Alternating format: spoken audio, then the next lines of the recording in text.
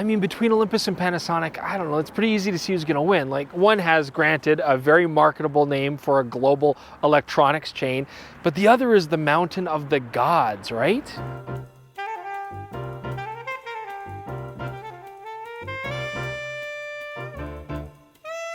Welcome back, Deep Review TV viewers. Chris Nichols here, and today we are doing a battle royale between either the Panasonic G9 or the Olympus EM1 Mark III. Now, we know that there is, of course, an EM1X, but we feel that that's now for a much more niche crowd. I really think the EM1 Mark III is going to be the camera that really will appeal to a lot of buyers. So let's take a look at both of these excellent cameras and see who's crowned the king of the Micro Four Thirds world. So let's talk about handling first. Of course, this is my own opinion, but I'm going to talk about the pros on the Olympus first. It's probably one of the best grips I've ever personally used. Fits my hand perfectly. My fingers naturally fall right onto the two dials. I love the autofocus on button position. I like the locking mode dial, and everything on this camera is very customizable. I can set it up exactly the way that I want. It's also very rugged, dependable, and yet compact body. I do also like that we have a larger battery on this camera. We've got USB charging, of course.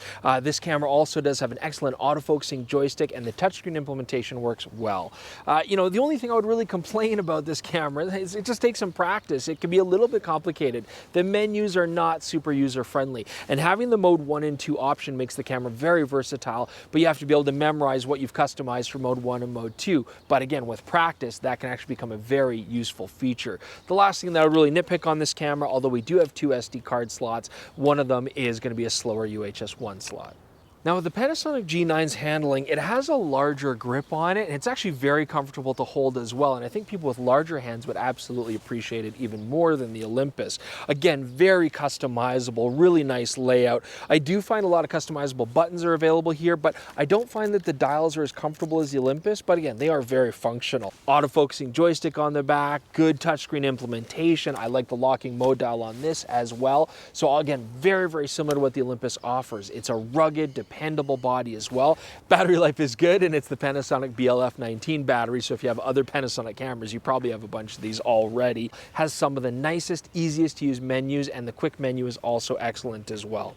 Now lastly, both card slots on this camera are UHS 2 speed. That's another nice benefit. So overall, the Panasonic G9 handles beautifully, and there's really not much to complain about it.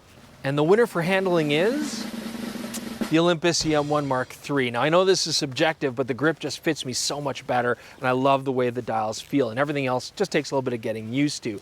But most importantly for me, between the two, I gotta say this is the most stylish camera, and that doesn't hurt.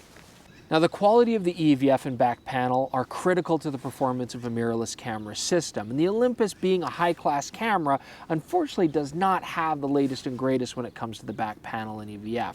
Now, the back panel's fine. It's fully articulating. It's just over 1 million dots, but the EVF, unfortunately, is quite close to the back panel. You don't get a lot of eye relief from that, and it's 2.36 million dots, which is frankly kind of older technology. I expected higher out of this camera.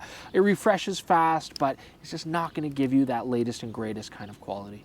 Now, the Panasonic G9's back LCD panel is very similar to the Olympus, just over 1 million dots, fully articulating, you know, but nothing to write home about. But when we played with this EVF, when we first had this camera in our hands, we were blown away, not just by the 3.69 million dots of the EVF, but also the optics inside. Excellent magnification, very clear, crisp kind of view. And beyond that, when it came to eye relief, not only was it fairly generous physically off the back of the camera, but if I was wearing eyeglasses or I just wanted a different view where I could see more of my frame, push it further away, I could digitally do that in 3 different levels inside the EVF, and that just makes this viewfinder very versatile. So the winner when it comes to displays, well, of course, this is an easy one. It's going to go to the Panasonic G9. It's got a better EVF and better eye relief, and then that's also compounded by the fact that it's the more affordable camera. So our next category is going to be the effectiveness of the image stabilization systems of both cameras. Micro Four Thirds as a whole have actually been very stable platforms to shoot from, and both Panasonic and Olympus have very effectively used in-body image stabilization systems in conjunction with image stabilizers optically in the lenses. Now, with the Olympus EM1 Mark III, they have rightfully so been famous for having probably the most effective stabilization systems all around. Now, the gear I'm using today, I'm shooting the 12-100 100 f4 Olympus lens at 60 millimeters with the EM1 Mark III body with both image stabilization in the lens and IBIS turned on in the body. And I'm able to get consistently down to about 1/3 of a second handheld sharply. I could maybe push 1/2 a second if I really laid off the coffee. Now, the Panasonic G9 also has an effective image stabilization system in their lenses and their bodies. Today, I'm using the Leica DG12-60 at 60 millimeters. And again, both systems are going to work in conjunction. Now, with the Panasonic G9, I'm consistently able to get down to about 1/4 of a second handheld and still get sharp results. Not bad at all. And the winner when it comes to image stabilization, yeah, according to the numbers, it's the Olympus EM1 Mark III, but I honestly thought the difference would be way bigger. You know, Olympus has always been what we consider the best stabilizer in the business, but the Panasonic G9 really did keep up with it. I think on any given day, I could probably get similar results with either system. We interrupt your regularly scheduled programming to show you baby bunnies.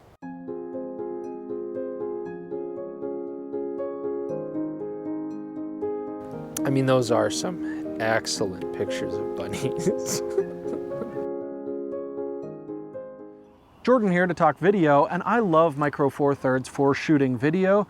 And the EM1 III, if you're more casual, does have some really compelling stuff. It is the best image stabilization I've seen in a video camera in its mode 1. It is really beautiful, and the autofocus is quite competent as well. So if you're not super hands-on, it's a great choice. Real problem with it is the EM1 II is exactly as good for a lot less money. So if you're just buying these for video, that's the one to get. Now, the Panasonic G9 is a very different camera from what it was a year ago, thanks to the version 2 firmware that came out a few months ago that added 10-bit internal recording to this camera, as well as the option to use vlog and a waveform with a paid firmware upgrade. So yes, the autofocus still isn't the best on it, but the image stabilization is still incredibly good, very similar to what we get out of the Olympus.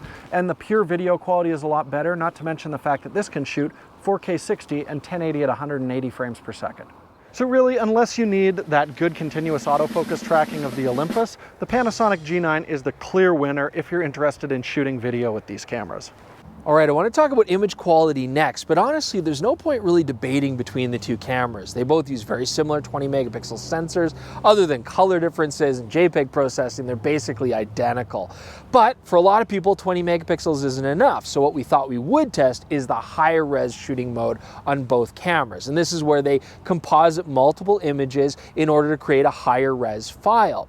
Now, the Olympus EM1 Mark III will combine its images to create an 80 megapixel file. You could do RAW or JPEG or both. It has a very easy interface as well to set it up. What I like about the Olympus is it handles motion very, very well. Now we can see that bubbles in the river do streak a little bit, but it kind of looks like long exposure kind of stuff. But then the leaves in the corner where they're getting blown by the wind, it was smart enough to try to render those as a basically still frame. And of course, Jordan looks excellent. Now, the Panasonic G9 has a very nice interface as well, and we were basically getting similar results as far as resolution goes. They both look fantastic. But I do like that the G9 gives me more options for creative control. I can do a 40 megapixel file instead of an 80 megapixel file if I want to. And I also have mode 1 and mode 2 where I can have the camera render motion blur using the composites to do that, or try to freeze the motion blur. I like what the Panasonic did with the bubbles in the water, but you can see that the leaves do come out so a little bit blurry with their motion. But again, Jordan looks fantastic, so I'd really call these a tie. And so the winner between the higher res mode shootout, it's a tie? Unfortunately, it's not. It's actually going to go to the Olympus EM1 Mark III, and here's why. I mean, having a high res mode on tripod is a fantastic option, but the EM1 Mark III also gives me a handheld high res mode. Ooh, I almost got wet there. And that handheld high-res mode gives me a lot of options. It means I can do some nice high-res shots without a tripod, frees me up to hike and venture, but it also means that if something happens that's impromptu right in front of me, I can quickly switch over, and as long as it's not moving, I can still get a really interesting shot out of it. Now, when you're looking at a camera, which you can use for sports or wildlife, you want to have fast sequential drive shooting speeds and continuous autofocusing performance. And for me, I always look at what's my fastest mechanical shutter sequential drive speed with still getting continuous autofocus and tracking. And on both cameras, they're actually very quick. They're just kind of around 10 frames per second, with the Olympus pushing a little bit ahead. And of course, you can shoot up to ridiculously insane speeds if you don't need continuous autofocus and you're willing to go to electronic shutter modes. So if I set up the Olympus like a traditional camera, first off, single point autofocus from close to far, very responsive, very quick, that was nice. And if I set up zones or wide area with continuous autofocus, I was getting a good hit rate, it was predictable, it was comfortable, it was a lot like using an older camera. However, when I want to use more modern features, the face and eye detect is good, but I don't get any deep learning techniques like animal detect focusing, for example, and the tracking on the Olympus is just not effective at all. It's constantly losing its target, it doesn't track very well, and those are big letdowns. Now when it comes to autofocusing on the Panasonic G9, let's just get it out of the way right away. Continuous autofocus with contrast detect, it is not confidence inspiring. There's a lot of wobble. Dan Bricali at DP Review shot an entire basketball game out there. He's a legend for doing that. It must have been somewhat frustrating. But the hit rate is good, and I do like that features like the tracking are actually excellent on the Panasonic G9. It does a really good job. Face and eye detect is also excellent. I don't really like the interface, and again, the wobbling can be really annoying, but it usually hits very, very nicely. You know, single autofocus performance is some of the fastest I've ever seen from close to far. So, you know, this camera has a lot going for it. And with the new firmware updates, we even get animal detect features. So it's great to see that. It's still just that it's sticking with a contrast detect autofocusing system. That's what holds it back. Okay, so the winner of our autofocus / drive sequential speed shootout, it's a tie, and here's why. We got to appreciate that there's a lot of photographers out there that like to shoot in a more classic, simple way. They don't want to use a lot of deep learning or modern techniques. You know, the Olympus has some modern features. Their ProCap mode, for example, to pre-buffer a shot and get that right moment, it still stutters. I don't really like it, even though you can shoot raw mode there. But if you are going to shoot traditionally, I think you get a better experience with the Olympus. It's nice to use, it's quick, it's fast focusing, and the hit rate was good. But the Panasonic G9, even being an older camera, I find has better modern features. I like its face and eye detect. The animal detect situation is also nice to have. It's pre-buffered mode, pre-burst, I find way easier to use, way more effective to get that single shot that you're looking for. So it's really going to depend on what kind of photographer you are, which camera is going to perform better for you. Now, so for our last category, we thought we would talk about, I don't know, let's call them bells and whistles, you know, really creative implementations that can enhance your experience. And Panasonic was actually one of the first companies to really start making some innovative stuff. I mean, pre-burst for autofocus we've talked about, but that was a really, really nice feature. But time-lapse, stop-motion animation features are in this camera, post-focusing capability where you can kind of choose the depth of field you want later by doing a focus stacking camera, and then things like the 4K, 6K photo mode are very unique, where I could basically fire just over 18 megapixel JPEGs for pretty much longer than I'd ever want to without having to worry about it. Packs it all up as a video file, keeps it nice and compact, and you can extract what you want later. These are all very nice, innovative features. But I do have a bone to pick with Panasonic. It's been many, many years since they gave us the cute dessert art mode, and they still haven't brought it back, and it was our favorite completely useless feature, so f*** 'em. Now early on, Olympus also adopted a pre-buffered kind of burst mode. They called it ProCap, and it's gotten a lot better, but then they just went well beyond. They started adding some really interesting features. So first off, things like the live composite mode and the live bulb mode for night photography really enhance the user experience. And then on top of that, they've recently added on this camera, starry as which actually does work. We've also got great features like their handheld high-res mode, which we've already talked about, but it's very, very nice. And the live ND mode, which I personally do absolutely love.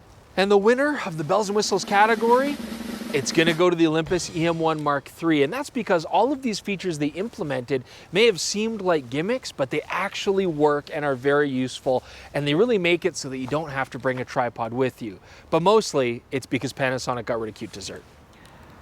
All right, so if we look at all of our rankings, it looks like the Olympus wins this shootout. And I do personally love the camera. As long as you don't need tracking autofocus, it focuses brilliantly. It's rugged, it's dependable.